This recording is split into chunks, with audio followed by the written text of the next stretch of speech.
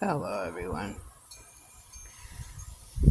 So I've decided that now that I have come back from my little sabbatical to recoup from all the traumatic stuff that I was reading and taking notes on and stuff with the series for police brutality and leading into all the massacres and the racism. So I'm going to drop a few random videos over the next few days and then pick back up some more on that series. But for this video, I want to talk a little bit about how to recognize coercive control, which is a form of domestic violence. Everybody is pretty familiar with the physical and verbal abuse, and the coercive control is not something that a lot of people can look into the situation and see. We can see if somebody has a black eye or they keep getting broken bones, or if they answer the phone when they're around you and you hear their partner screaming and putting them down through the phone. Those are signs that we can see looking into their relationship. But the coercive control is not as easily noticed unless you're paying close attention. So, coercive control is a strategic form of ongoing oppression and terrorism used to instill fear. The abuser will use tactics such as limiting access to money or monitoring all types of communication as a way to control. While this form of abuse is illegal in some countries, including in the United Kingdom since 2015, it's not considered illegal in the United States unless a crime has been committed. Anyone can experience coercive control, but it is often grounded in gender-based privilege. Between 60 and 80% of women seeking assistance for abuse have experienced coercive control in one way or another. The first sign of it is isolating you from your support system. A controlling partner will try to cut you off from your friends and family or limit contact with them so that you don't receive the support that you need. Suggesting shared phone and social media accounts for convenience. Moving you far away from your family so that it's hard for you to visit them. Fabricating lies about you to others. Monitoring all of your phone calls with your family and cutting the line off if anyone tries to intervene. And convincing you that your family hates you and doesn't want to talk to you. Another way is to monitor your activity throughout the day. Abusers pursue coercive control through attempts to make themselves omnipresent. They do this by wiring your house with cameras or recording devices, sometimes using two-way surveillance to speak to you at home during the day. This invasive surveillance often extends to private areas such as the bedroom and even the bathroom, which adds an element of humiliation to what is already a clear boundary violation. All of this allows them an added element of control, and also serves as a reminder to you that they are watching. Denying you freedom and autonomy.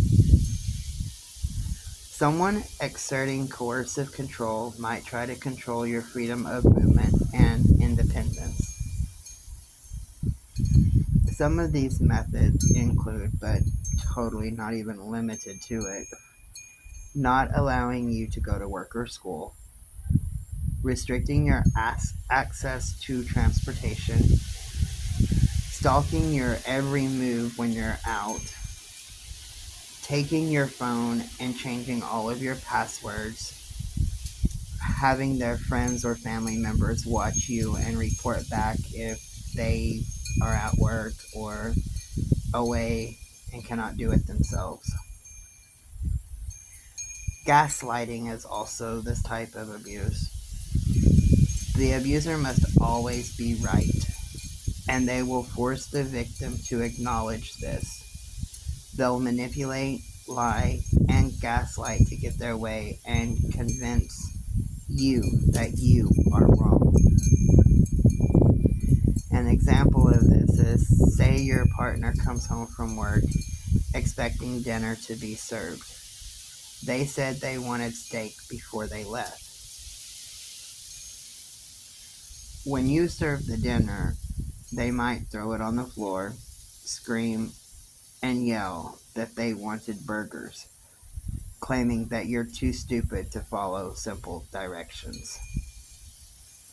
You then find yourself questioning your own memory, apologizing, and remaking dinner. Name calling and putting you down is also a big part of this. Malicious put downs, name calling, and frequent criticisms are all forms of bullying behavior. They are designed to make you feel unimportant and deficient. Limiting your access to money. Controlling finances is a way of restricting your freedom and ability to leave the relationship. Some ways that they will try to exert financial control may include placing you on a strict budget that barely covers the essentials, such as food or clothes. Limiting your access to bank accounts. Hiding financial resources. Preventing you from having a credit card. Rigorously monitoring what you spend. Demanding a receipt after every purchase. Reinforcing traditional gender roles is also something that falls into this category. Regardless of the type of relationship you have, your partner may try to make a distinction between who functions as the man and as the woman in a relationship. They will attempt to justify that women are homemakers and mothers, while men are the breadwinners.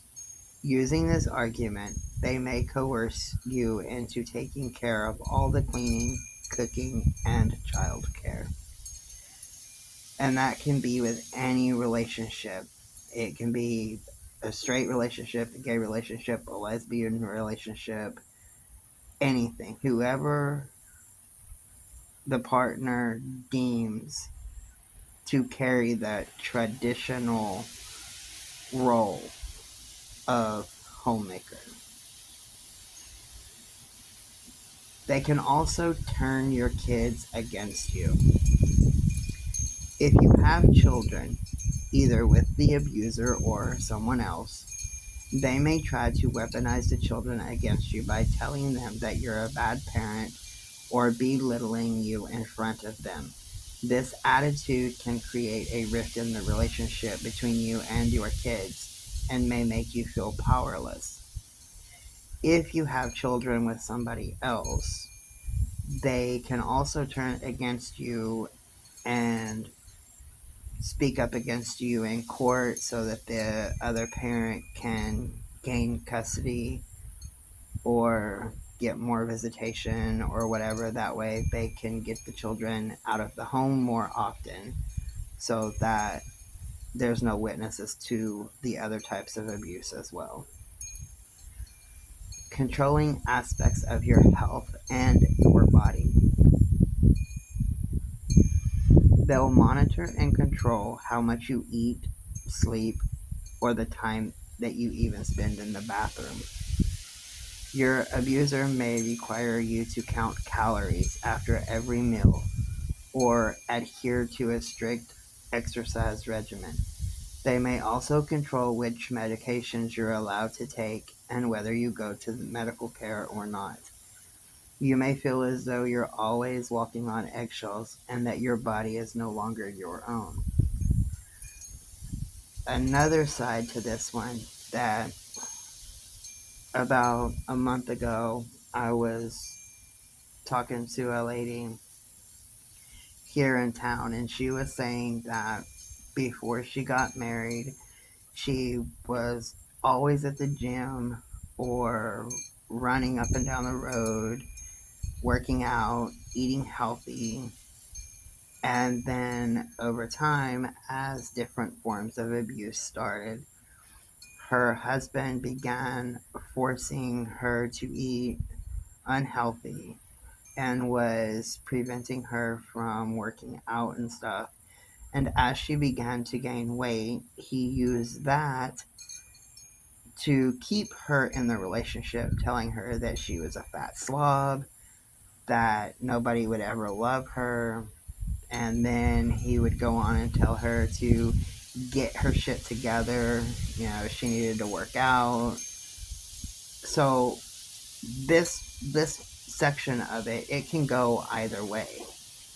They can prevent you from getting health care, or demand that you eat healthier or whatever, but they can also change your eating habits to the negative. And that is actually becoming a lot more common now than it used to be, because the abusers, from the research that I have done, since like the 60s and 70s, the abusers was always talking about fashion models and hanging images of models on the refrigerators and stuff like that, because they wanted their wives to, you know, be that way when they had to bring their boss or coworkers over for dinner or whatever. But now it's switching up a little bit, and the abusers are actually like force feeding sweets and not allowing exercise and stuff in order for their partner to become obese so that they can use that against them. And in the research that I have done, the fat farms, quote unquote, I hate that word, but that's what everybody knows it as, are actually trying to start changing some of their policies that they have, because a lot of the abusers would send their wives off and it was against their will. So now, whenever somebody goes to enroll or admit themselves or whatever into these facilities that help with dieting and stuff, they don't just take the partner's words for it anymore like they used to, which I guess that is a good step up, but it still needs a lot of work done in order to ensure the safety of the people that are admitted into those facilities. And another way is making jealous accusations. Jealousy, complaining about the moment or about the amount of time that you spend with your family and friends both on and offline, is a way for them to phase out and minimize your contact with the outside world. They may also do this in an effort to make you feel guilty. And another way that they can gain control is regulating your sexual relationship. Abusers might make demands about the amount of times that you have sex each week and the kinds of activities that you perform. They may also demand to take sexual pictures or videos of you, or refuse to wear a condom, allow you to use any type of birth control, sabotage your birth control methods, and so on. The victim may come to an understanding that if they do not comply with their perpetrator's demands or desires, they may face significant consequences. And another one is threatening your children or pets. If physical, emotional, or financial threats don't work as desired, your abuser may try to use threats against others in an attempt to control you. For example, your kids or your pets may be at risk. Making violent threats against them, threatening to call social services and say that you are neglecting or abusing your children when you are not, intimidating you by threatening to make important decisions about your kids without your consent, threatening to kidnap your children or get rid of your pet, calling the pound to have your pet picked up when you're away at work, hauling them off, locking them up in a closet or something, and then beating them if they poop on some clothes or something.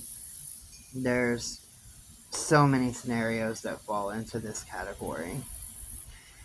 But there is some laws now put into place in some cities.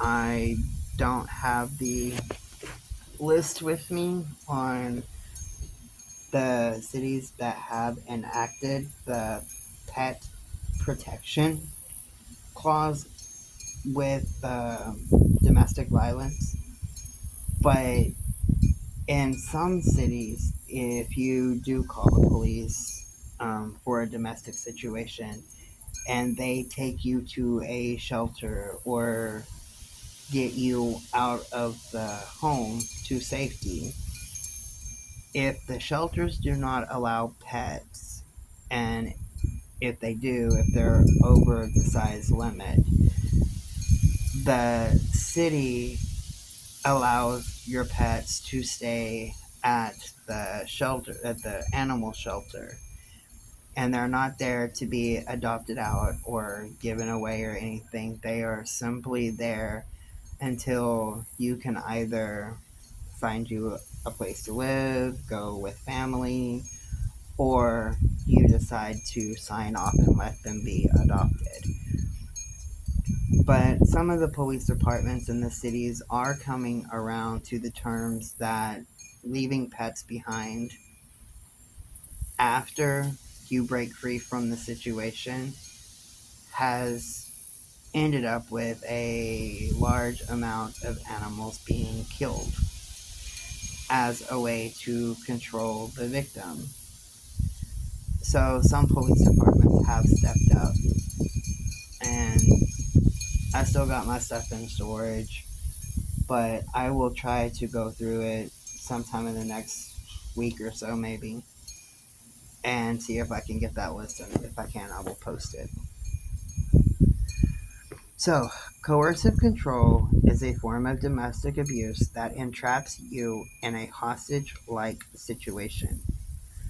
Regardless of the history with your abuser, even if it included some happy moments, you do not deserve this treatment. Getting out of an abusive relationship can be complex, even more so when children are involved. But with a bit of planning, you can make a safe exit from the situation. It is important to maintain communication with your support systems whenever possible. This is important regardless of your abuser's displeasure. You should always make sure family and friends have all of your contact information and check in on a regular basis.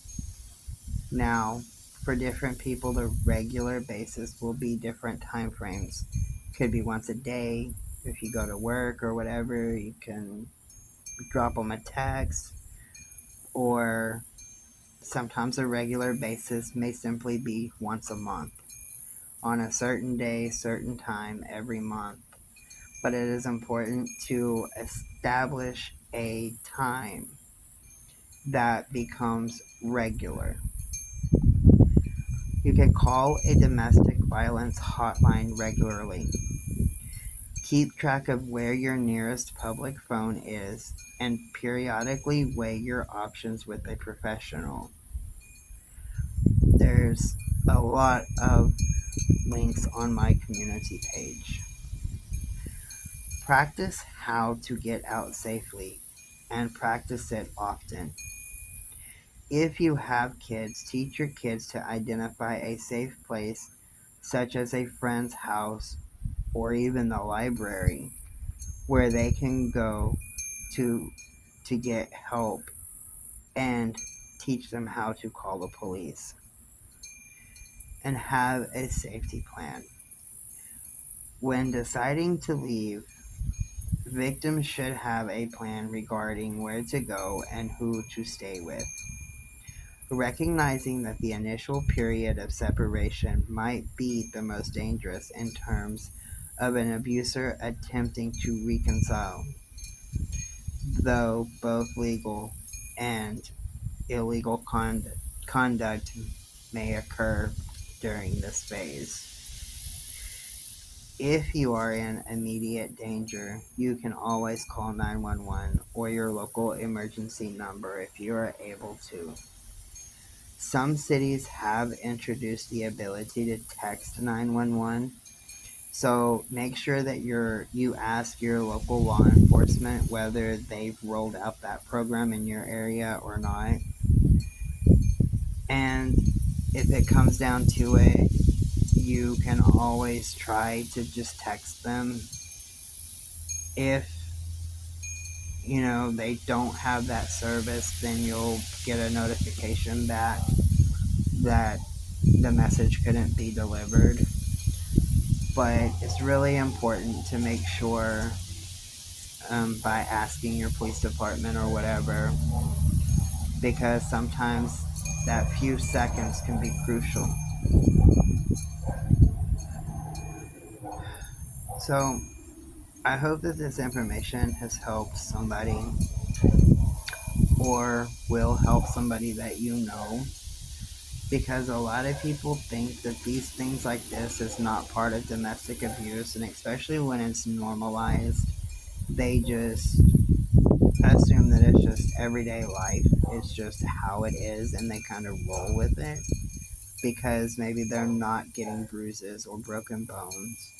Maybe, they're not being called horrific names or put down all the time. But maybe they're not being abused in that way because these ways are the more prominent one for their abuser. And as always, if you think that you might be in an abusive situation, you probably are. So always stay safe. Much love, everybody.